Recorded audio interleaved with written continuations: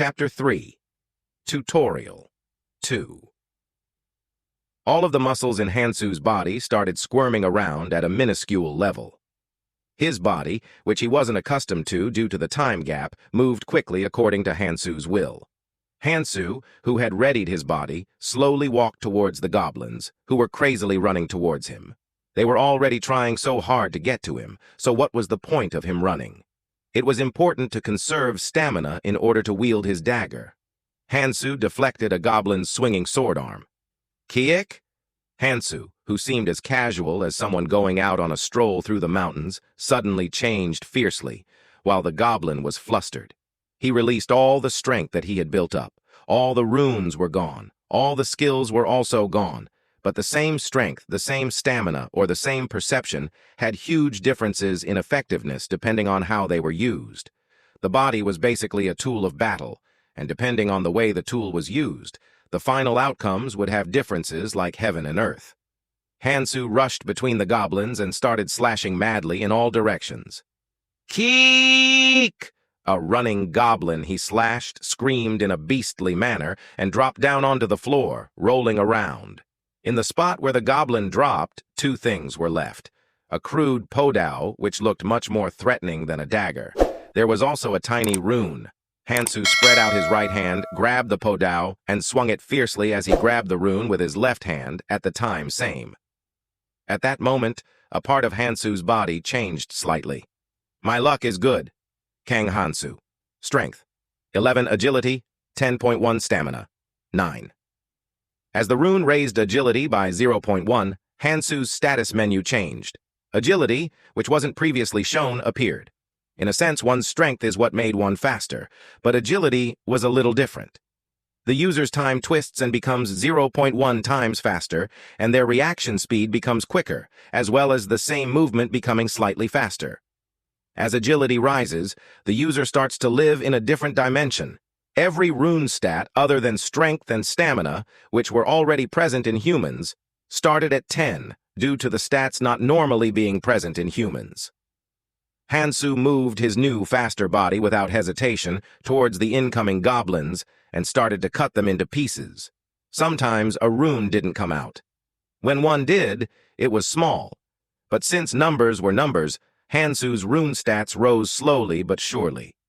Of course, with his current status, no matter how weak goblins were, killing 200 on his own was a bit far-fetched. The poow was so feeble that 2 or 3 swings broke it, and Hansu had to keep changing weapons as he fought the goblins. Injuries rose as well. The people who saw that stopped and stared at each other. At this rate, they would all die. Not from goblins, but from the hands of humans. Also, they started to have feelings of greed. It seemed like runes were very important. But as one person ate it all, they started to feel anxious. And they gained courage as they saw Hansu, who only seemed to be a college student, fight so well. From afar, his actions looked very sloppy. The actions were not flashy, but rather only created due to him protecting himself. But as they saw the goblins falling to those slashes, the goblins seemed very weak. Fuck. Hey, shit, I don't know anymore. Ooh-ah! The people ground their teeth, but carefully approached Hansu's back and started fighting. Keek! The goblins stared at the humans who were charging towards them with panicked looks, but then started fighting with loud roars. And then chaos started. Aak! God damn it! Help me! They each held one dagger. They knew they had to fight. They knew they would get stronger if they fought. The opponent wasn't that strong. But even then, they were just ordinary people. And the enemies were also armed with weapons, albeit they were a bit feeble, and had large amounts of killing intent as well. A lot of injuries were occurring from all directions. However, Hansu shook his head. Those things were really evil-minded. How could they just throw in a few midgets and call it a tutorial? Huh? As they walked back slowly, somebody stopped and moaned. Somebody got frustrated and spoke out. What are you doing? Keep moving! We need to get away! The man replied to those words. No, this is weird. Something is here, in midair. What? People started hurrying backwards at those words, and then they shouted in frustration. Fuck! What is this? It's blocked! Here too! People started hitting the wall as they shouted. At that point, somebody pointed something out. Hey, this thing is slowly moving towards us. What? People started leaning against the wall. They all frowned. The wall was slowly pushing them back. Keek! As they heard the cries from far away, they looked in that direction. At that location, the goblins were also getting pushed towards them. As the invisible wall kept pushing them, they grew frustrated and started hacking away at the void, but nothing happened. Cock! Fuck! As they saw the goblins staring at them, the people gripped their daggers more tightly. At this point, they had to fight no matter what. At that moment, somebody fell to the other side. Huh? What? How did you get there? I don't know. It just happened to be over here? One person got through the clear wall, and in the air where the man passed through, a number came up. 49? As people mumbled, somebody looked around and quickly ran towards that location. The number changed. At that point, everyone had realized the truth. 50 people could leave. The remaining 50 had to fight with those things. Suddenly, everyone started running towards the tiny gap. Get out of the fucking way! I will go out! Kya! Hansu shook his head at this scene. If 100 people fought seriously, they could probably win. Most might die, but at least 20 would survive. But if this happened, the story changes. In reality, as the goblins saw the people fighting with each other, their eyes shone, and they started running towards the people. When Hansu had first come here, 40 of them had died to the goblins. First clear up the situation, then move to the next stage. There were too many things to do. As he made his decision, his whole body started wriggling around as his muscles tensed up. It's not bad. Hansu nodded his head. As he expected, agility runes didn't come out easily, and maybe due to the situation being a tutorial, skills didn't come out. However, compared to the 3 goblins he had killed when he started off in the past, it was not that bad. He even received perception runes, which increased his overall perception, so this start was pretty good. I even got something like this. Hansu laughed as he saw the sword with a sharp edge. This well-balanced and sharp poow was one of the more useful items obtainable in the beginning. It wasn't a great weapon, but compared to the ones that had lost their edges with a few swings, it was much better.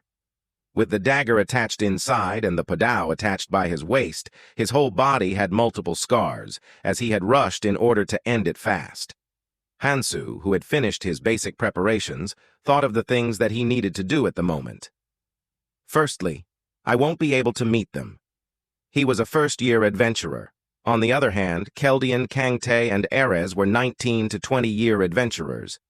Since they had started 20 years ahead of him, they were probably running far ahead. So Hansu thought of the next thing.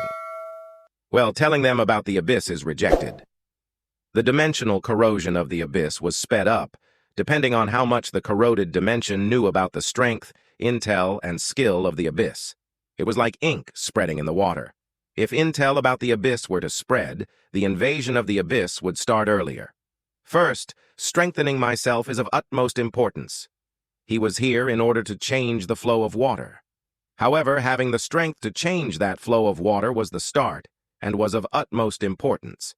And with that, Hansu thought of his friends, Erez, Kangtae, and Keldian. It was planned that they would all return together with him.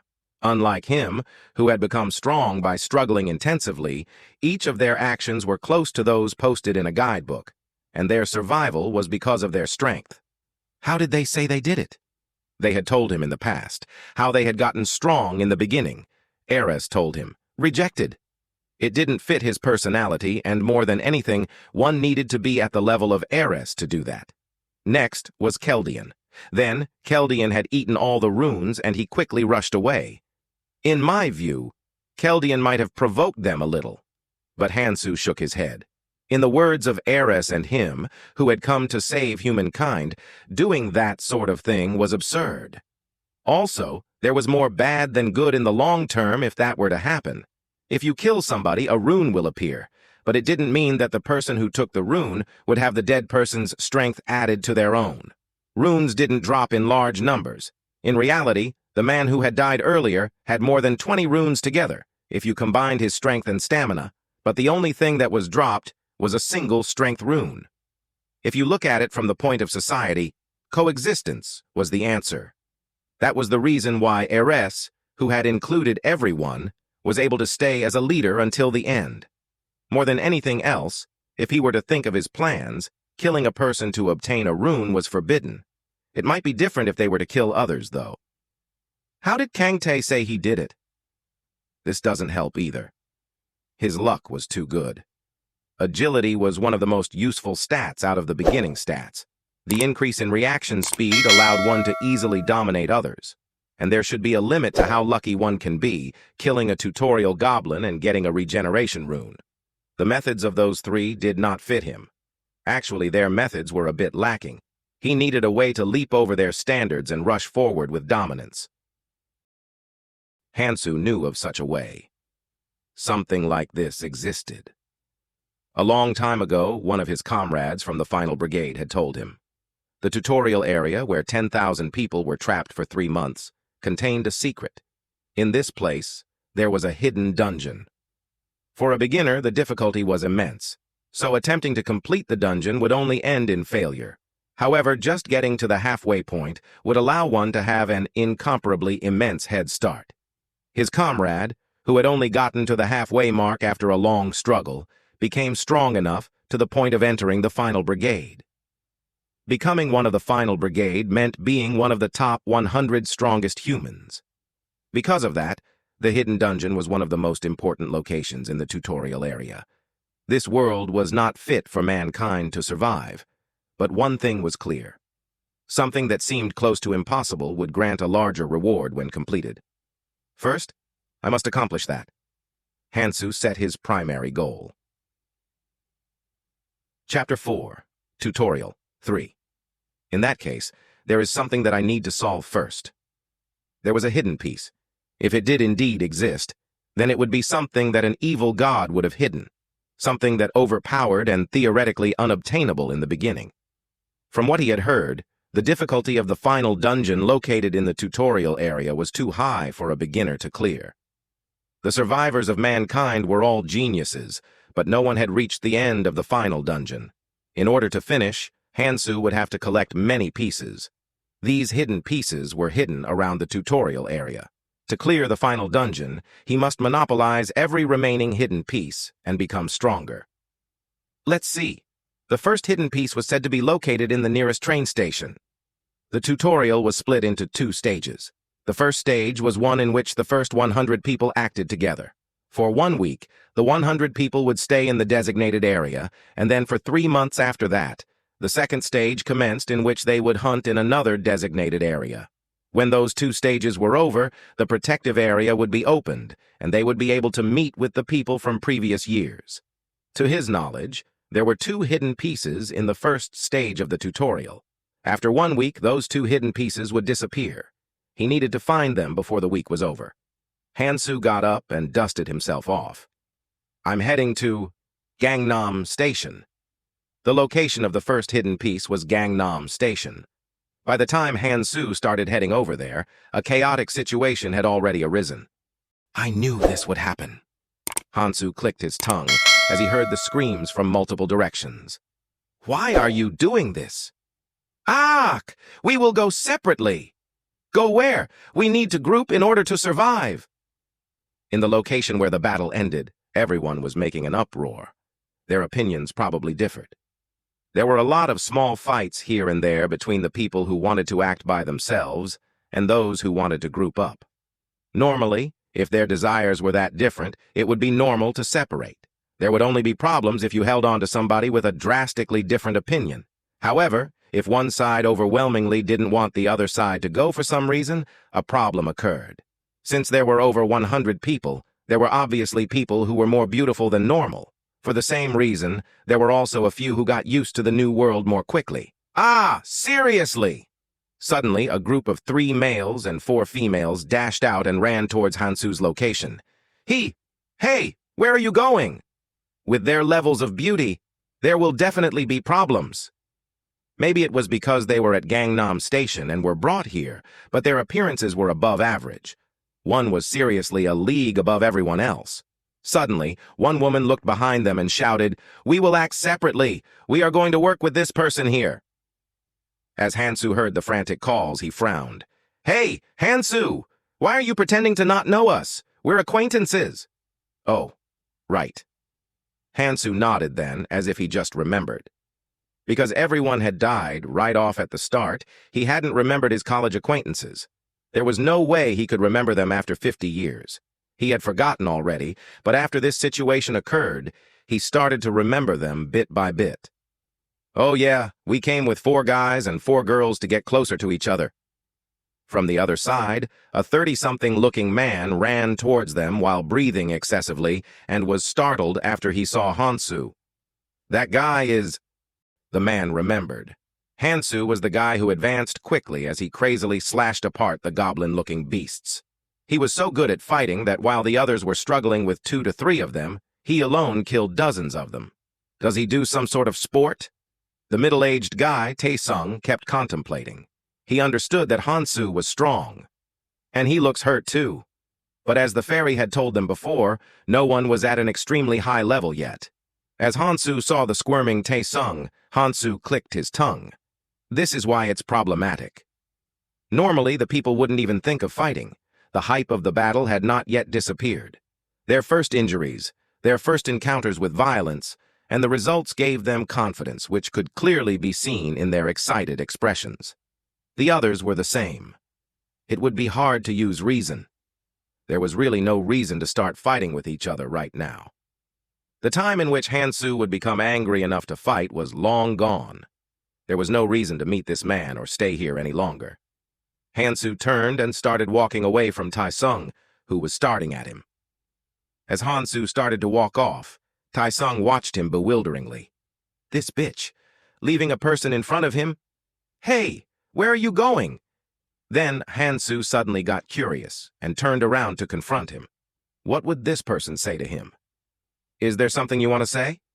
Do I set my age as 76 or 201? He wondered if he should be formal or informal, but then decided to go with the easier route. Due to Hansu's words, Tae-sung looked shocked. What? This young bitch? Yeah, what do I say? Hansu's previous crazy fighting prowess scared Tae-sung, who did not want to make an excessive demand, but he would be filled with regret if he simply let Hansu and the young people behind him walk away. While Tae-sung was shocked, the man who was standing behind him spoke impatiently. We really aren't bad people either. My name is Gil-tae. Let's act together. It seems like you 8 are young, so wouldn't it be better to work together?